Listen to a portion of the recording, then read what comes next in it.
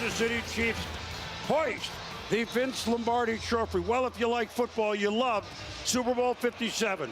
Chris Berman with a Super Bowl MVP of the past. That would be Steve Young with a What's up, baby? With Booger McFarland. And speaking of an MVP, Patrick Mahomes. Hey, I got to say something to my man Chris Berman, man. This is the GOAT right here. Oh, stop. Yes, sir. Stop. Yes, sir. Congratulations. Are you Gumby? Because you get hurt, you come back better.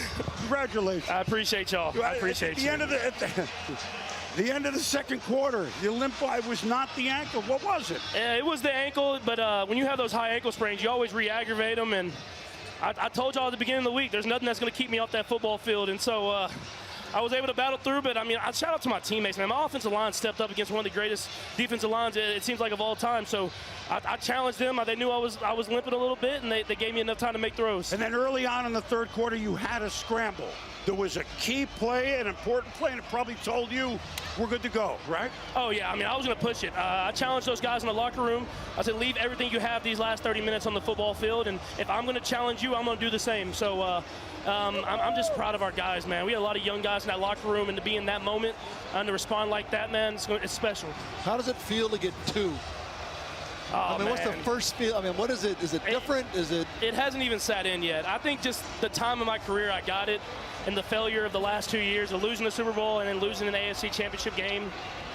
This one hits different. The first one, it was all like happy-go-lucky, everything like that. This one, you appreciate the hard work that it took to get here.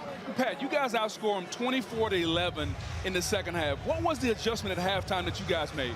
Yeah, we just challenged each other. I mean, first off, our defense had to get stops. Yeah. I mean, they got a lot of stops against a great offense. Those critical third downs, they started finally getting those stops, and they were close all game, and they got enough stops, and the offense responded, and we were able to get some drives going. And I said it, man, the offensive line stepped up in that second half and gave me enough time and ran the football, and that's why we won the game. It looked like a mix of a lot of things. All of a sudden, here's Juju Smith-Schuster. All of a sudden, here's Tony on that play to the right.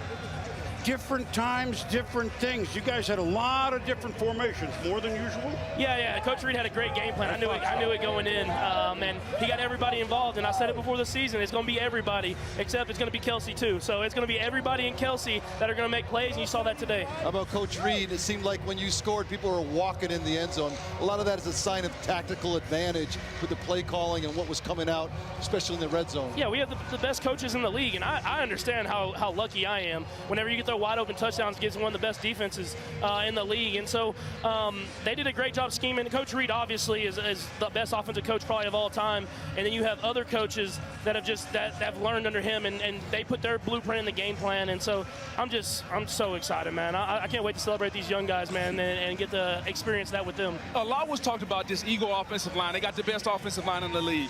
Y'all outrushed them by 43 yards. Was that a point of emphasis all week long? Oh, yeah, our offensive line was ready to go. I mean, we had a ton of respect for their offensive line. They got great players, Hall of Fame players over there.